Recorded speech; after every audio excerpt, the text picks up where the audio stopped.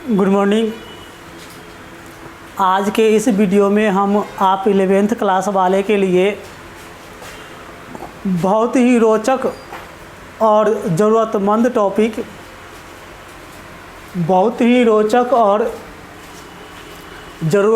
Topic लेकर के आया हूँ। परमाणु संख्या, परमाणु द्रव्यमान संख्या बहुत ही रोचक है और इसके बारे में जानना भी ज़रूरी है ताकि बोर्ड मॉडल और उसके बाद और भी जो टॉपिक हम लोग को आना है वहाँ पर इन सारे टॉपिक की ज़रूरत पड़ेगा। तो उन सारे बातों के एक्सप्लेनेशन के लिए ये ज़रूरी है कि हम लोग ये टॉपिक को देख लें। तो सर आइए, पहला टॉपिक जो हम लोग का है वो है परमाणु संख्या। इसी को कोई बुक लिख देता है परमाणु क्रमांक, अंग्रेजी कहता है एटॉमिक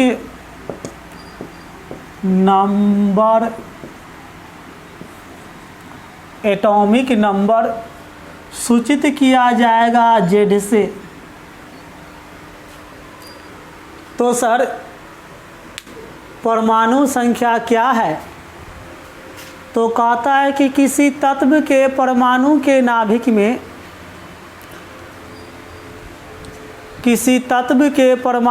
नाभिक में उपस्थित प्रोटॉन की संख्या को परमाणु संख्या कहते हैं। किसी तत्व के परमाणु के नाभिक में उपस्थित प्रोटॉन की संख्या को परमाणु संख्या कहते हैं, अथवा किसी तत्व के परमाणु में उपस्थित धन आवेशों की कुल संख्या को परमाणु संख्या कहते हैं। अब आप कहोगे कि सर परमाणु वैद्युततः उदासीन होता है, तो किसी भी परमाणु में जितने प्रोटॉन होते हैं, धन आवेश होता है, उतना ही इलेक्ट्रॉन अर्थात ऋण आवेश होता है। तो आपने धन आवेशों की संख्या को परमाणु संख्या कहा अथवा प्रोटॉन की संख्या को परमाणु संख्या कहा, तो हम इलेक्ट्रॉन की संख्या को परमाणु संख्या कह सकते हैं।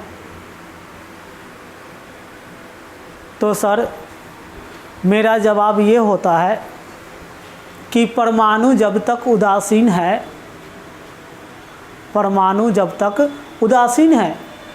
आप प्रोटॉन की संख्या को परमाणु संख्या कह दो या इलेक्ट्रॉन की संख्या को परमाणु संख्या कह दो, आप सही रहोगे। लेकिन जैसे ही परमाणु विद्युत उदासीनता को तोड़ेगा और वो संभवतः धनायन या ऋणायन में बदलेगा, तब आपका ये कहना कि इलेक्ट्रॉन की संख्या को परमाणु संख्या कहते हैं गलत साबित हो जाओगे। क्यों? तो जब तक परमाणु उदासीन रहता है तभी तक प्रोटॉन और इलेक्ट्रॉन की संख्या बराबर रहता है उसमें। जब तक परमाणु उदासीन रहता है तभी तक उसमें प्रोटॉन धन आवेश वाला और इलेक्ट्रॉन ऋण आवेश वाला की संख्या बराबर रहता है। मीनिंग ये कि उदासीन अवस्था में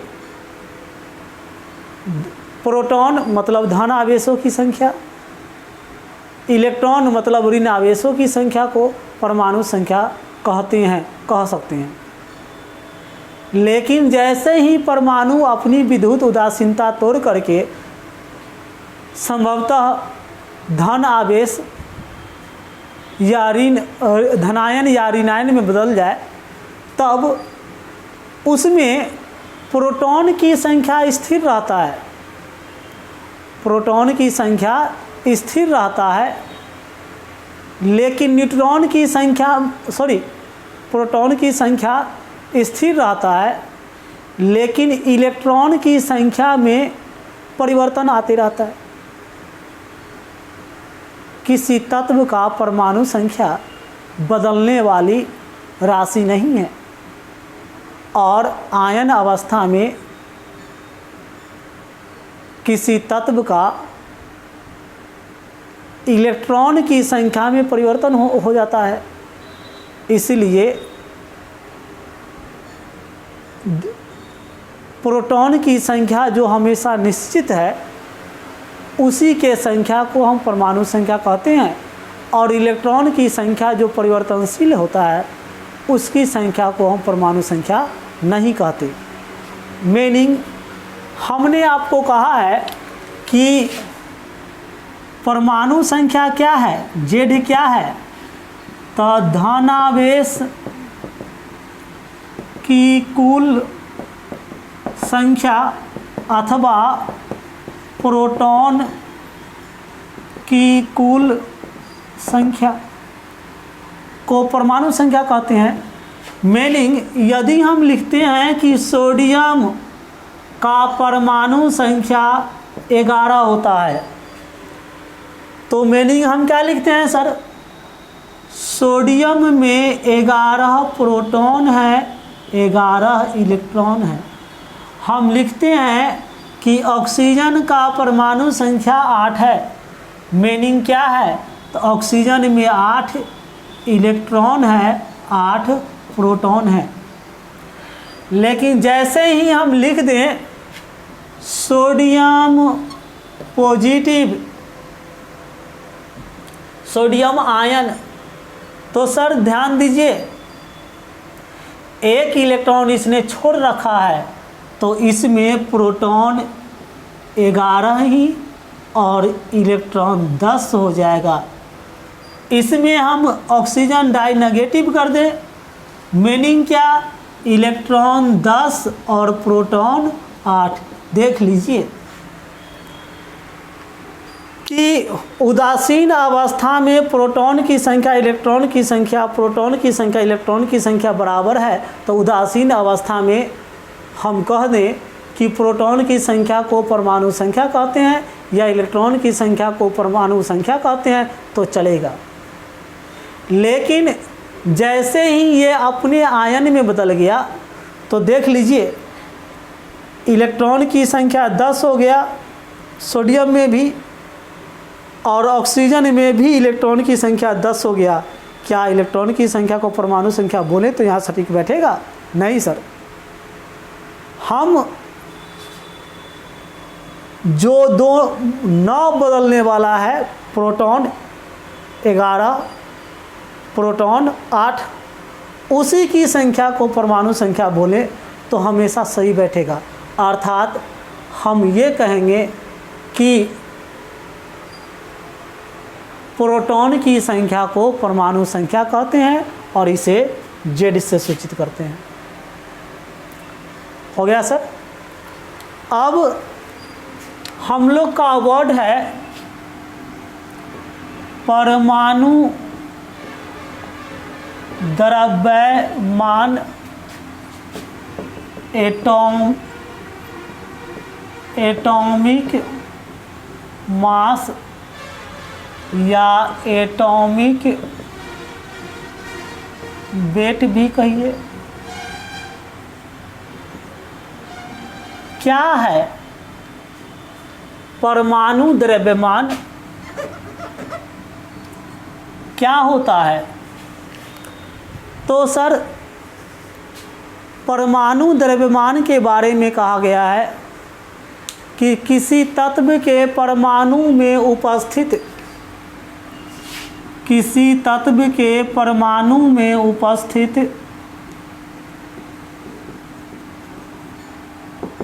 किसी तत्व के परमाणु में उपस्थित प्रोटॉनों का कुल द्रव्यमान जोड़ न्यूट्रॉनों का कुल द्रव्यमान जोड़ इलेक्ट्रॉनों का कुल द्रव्यमान, मतलब किसी तत्व के परमाणु में उपस्थित प्रोटॉन, न्यूट्रॉन और electron, fundamental particles of atom, किसी भी तत्व के परमाणु में उपस्थित तीनों मूल कणों के द्रव्यमानों के योगफल को परमाणु द्रव्यमान कहते हैं। परमाणु द्रव्यमान क्या है?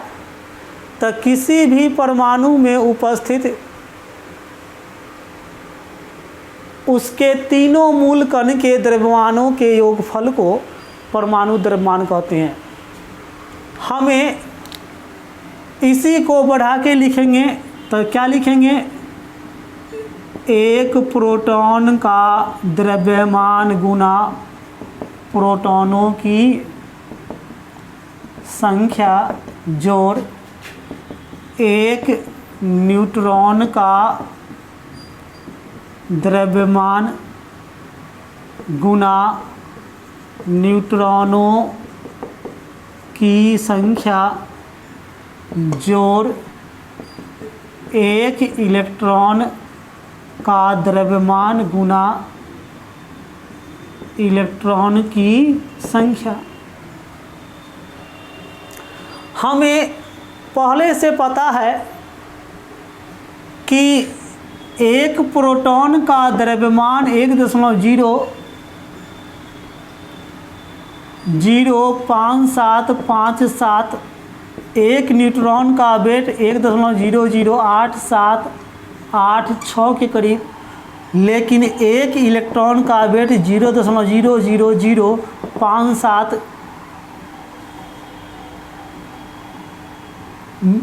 मीनिंग लगभग 0। तो सर परमाणु द्रव्यमान क्या है? तो परमाणु में उपस्थित मूल कणों के द्रव्यमानों का योगफल। परमाणु में उपस्थित मूल कणों के द्रव्यमानों का योगफल परमाणु द्रव्यमान कहलाता है। और हमें इलेक्ट्रॉन का द्रव्यमान लगभग 0 माना गया। आप बुक में देख सकते हैं इलेक्ट्रॉन का द्रव्यमान इतना ही बताया गया है, लगभग अबाउट 20। ऐसी स्थिति में परमाणु का द्रव्यमान निर्भर किस पर किया? तो प्रोटॉन के द्रव्यमान और न्यूट्रॉन के द्रव्यमान, प्रोटॉन के द्रव्यमान और न्यूट्रॉन के द्रव्यमान पर। मीनिंग ये कि हम लिख सकते हैं सूत्र को क्या? तो 1.005757 गुना जेड जोड़ 1.00886 इंटू n। n न्यूट्रॉन की संख्या, स्मॉल n न्यूट्रॉन की संख्या। मीनिंग ये कि हम किसी तत्व के परमाणु द्रव्यमान निकालना चाहें तो परमाणु द्रव्यमान निकालने के लिए 1.005757 में जेड से गुना कीजिए और 1.008786 में n मतलब न्यूट्रॉन की संख्या से गुना करके जोड़िए, आप परमाणु द्रव्यमान पर पहुंच जाते हो। कभी कभी बुक में दिया हुआ परमाणु द्रव्यमान और आप जो कैलकुलेशन करोगे परमाणु द्रव्यमान, थोड़ा सा अंतर पड़ेगा। अंतर किस लिए? तो अंतर का वजह ये होगा कि परमाणु का समस्थानिक द्रव्यमान को इफेक्टिव करता है। परमाणु का समस्थानिक परमाणु के द्रव्यमान को इफेक्टिव करता है। तो जितने समस्थानिक होंगे किसी तत्व का, उन सारे समस्थानिकों के द्रव्यमानों को जोड़ करके लाने के बाद औसत द्रव्यमान आता है तो वो मिल जाता है। फिर भी अधिकांश तत्व का परमाणु द्रव्यमान आप इस सूत्र से निकाल सकते हैं। जैसे सर हम एक निकाल के बताते हैं आपको। देखिए,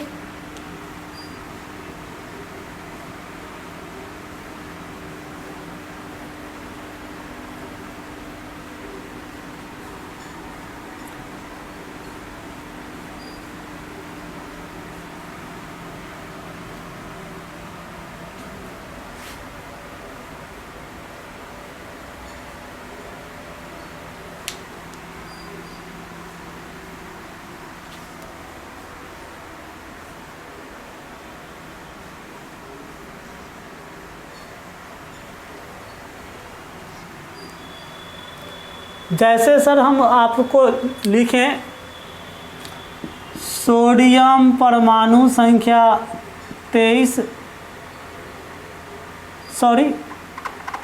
सोडियम परमाणु संख्या 11 और द्रव्यमान संख्या 23, अर्थात Z बराबर 11, A बराबर 23, तो सर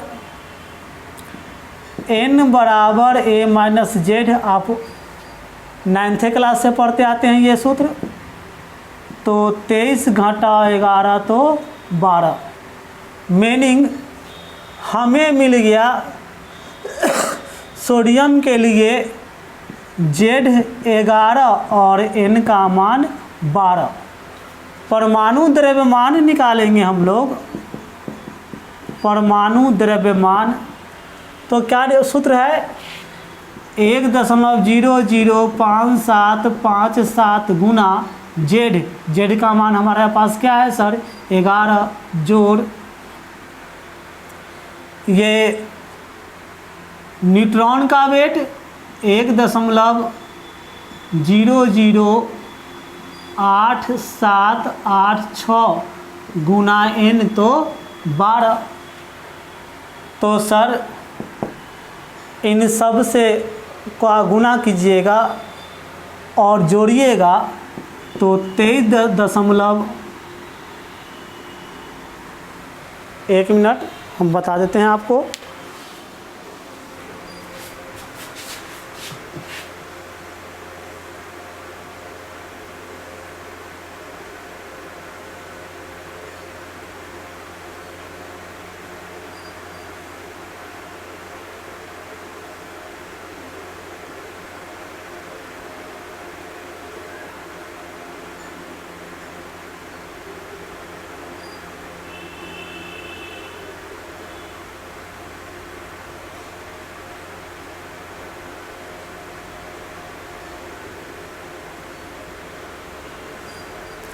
आपका आएगा 23.168, मीनिंग हम लोग मान लेते हैं 23 ग्राम मोलिकुलस।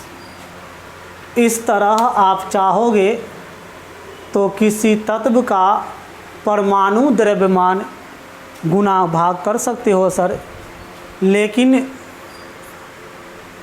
इसके लिए आपको द्रव्यमान संख्या नहीं तो न्यूट्रॉन की संख्या किस तत्व के परमाणु में कितना होता है याद रखने के लिए तो आपके बुक में लिस्ट में ज्ञात तत्व का परमाणु संख्या न्यूट्रॉन की संख्या का लिस्ट दे रखा है, आप वहाँ से याद कर लेना। अगला टॉपिक हम लोग का होगा सर द्रव्यमान संख्या। अगला टॉपिक हम लोगों का होगा द्रव्यमान संख्या का, तो चलिए उस टॉपिक को भी देखते हैं।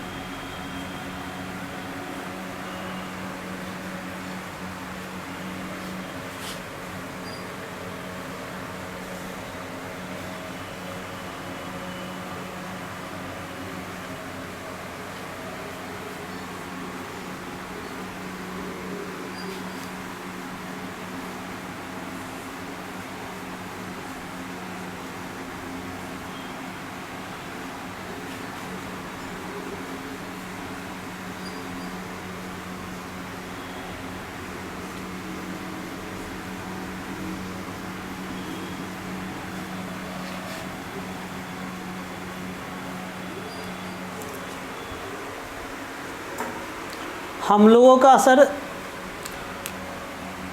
अगला टॉपिक द्रव्यमान संख्या एटॉमिक नंबर,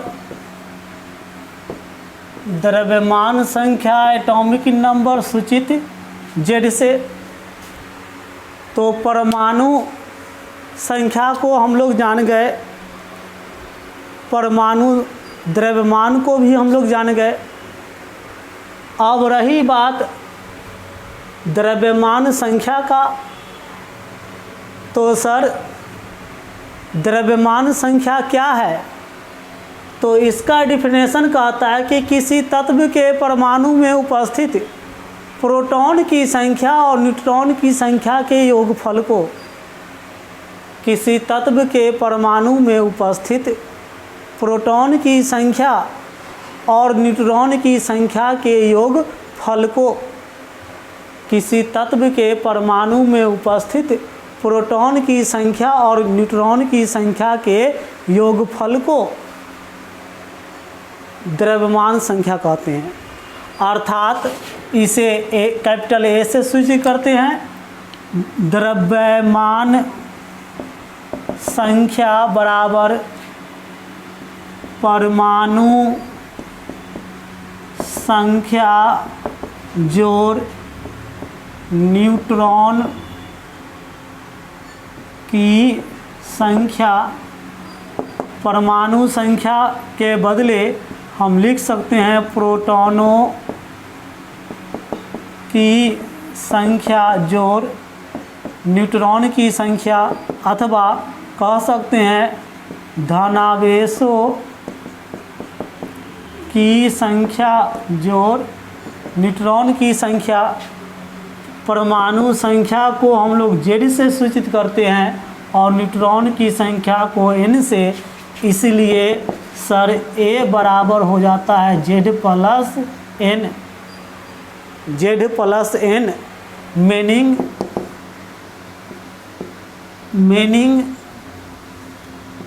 एन बराबर ए माइनस जेड, अथवा जेड बराबर ए माइनस एन।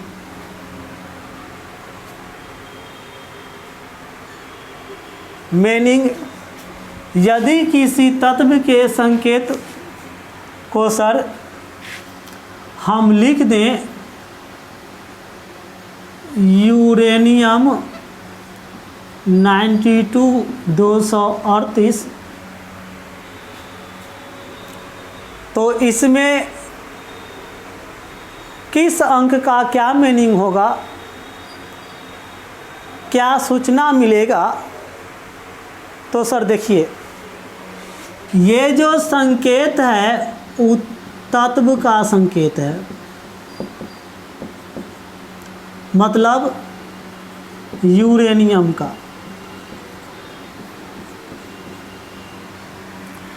ये जो अंक है जेड है, मीनिंग प्रोटॉन की संख्या, और सर उदासीन है तो हम कह सकते हैं इलेक्ट्रॉन की संख्या। उदासीन ना होता तो हम इलेक्ट्रॉन की संख्या नहीं लिखते। और ये जो अंक 238 है, ये है द्रव्यमान संख्या। मीनिंग ये सर कि इसके लिए हम यदि न्यूट्रॉन की संख्या निकालेंगे तो 238 में से 92 को घटा दीजिए तो 6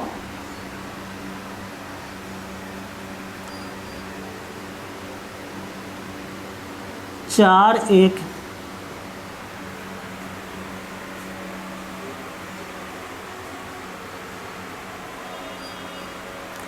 इस तरह सर आप द्रव्यमान संख्या समझ सकते हैं। मीनिंग ये कि द्रव्यमान संख्या क्या है। द्रव्यमान संख्या क्या है? तो किसी तत्व के परमाणु में उपस्थित, किसी तत्व के परमाणु में उपस्थित प्रोटॉनों की कुल संख्या और न्यूट्रॉनों की कुल संख्या के योगफल को परमाणु का द्रव्यमान संख्या कहते हैं और इसे ए से सूचित करते हैं। द्रव्यमान संख्या बराबर परमाणु संख्या जो न्यूट्रॉन की संख्या, उसी को हम लिख सकते हैं प्रोटॉनों की संख्या जो न्यूट्रॉनों की संख्या, उसी को हम लिख सकते हैं धनावेशों की संख्या जोड़ न्यूट्रॉनों की संख्या। Meaning Z plus N, A बराबर Z प्लस N, तो N बराबर A माइनस Z या Z बराबर A माइनस N। हम आपको संकेत दिए कि U92 जो हम लिख दें, इसका मीनिंग क्या निकलता है? तो सर इसका मीनिंग निकलता है कि ये जो U है वह तत्व का संकेत होता है, मतलब यहाँ यूरेनियम नामक तत्व है। 92 क्या है? तो परमाणु संख्या है, मतलब प्रोटॉन की संख्या है या इलेक्ट्रॉन की संख्या है। 238 क्या है? तो द्रव्यमान संख्या है। और हम चाहेंगे N निकालना, न्यूट्रॉन की संख्या निकालना, तो 238 में से 92 को A में से Z को घटा दीजिएगा, 146 आएगा। इस तरह आप टॉपिक देख सकते हैं। तो ठीक है सर, अब हम आप लोग से फिर मिलेंगे, संभवतः ऑफलाइन क्लास में हम लोग मिल पाएंगे अब इस टॉपिक से आगे।